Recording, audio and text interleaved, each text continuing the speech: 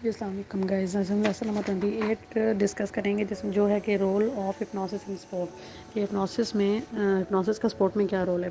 सबसे पहले हम देखेंगे कि ये है क्या। Like imagery hypnosis is the cognitive behavioural process that has both cognitive function and motivational function. ये इमेजरी की तरह ये एक प्रोसेस है जिसके दो फंक्शंस होते हैं, कॉग्निटिव फंक्शन भी होता है और इसका मोटिवेशनल फंक्शन भी होता है। In the cognitive sense, the hypnosis is used to restructure the way athletes think about themselves and about the way they execute and learn the new sport skill.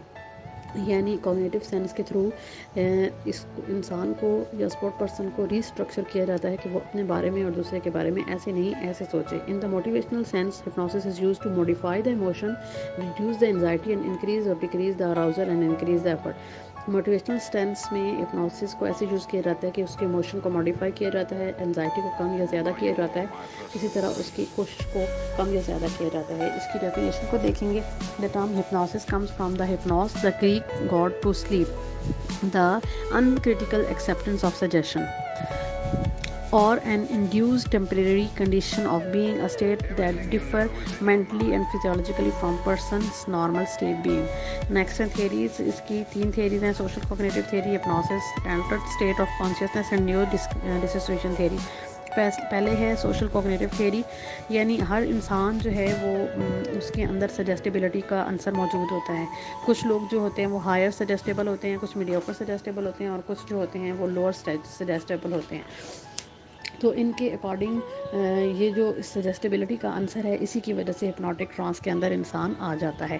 Social cognitive believe that subject carry out hypnotic behaviour because they have the positive attitude, motivation and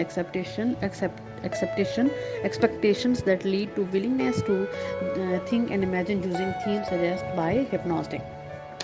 next है हमारे पास hypnosis as a altered state of consciousness, यानी कि जिस तरह से हम कोई दवाई ले लेते हैं तो हमारे अंदर एक चेंज आ जाता है, इसी तरह किसी शख्स की वजह से हमारी पर्सनालिटी में चेंज आ जाता है। तो यहाँ पे जो इस थ्योरी को मानने वाले हैं उनका ये ख्याल है कि किसी दूसरे शख्स की वजह से एक इंसान के अंदर उसके स्टेट में, हिप्नोटिक स्टेट में चेंज आ जाता है।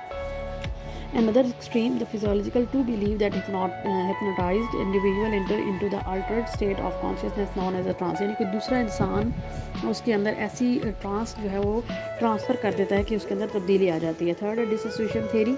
डिसोसिएशन थ्योरी से मुराद ये है कि This theory explains hypnosis without suggestion that hypnotic trance is responsible for phenomena associated with the hypnosis. Daydreaming and relaxation are considered by many theorists to be examples of the altered state of consciousness we experience every day।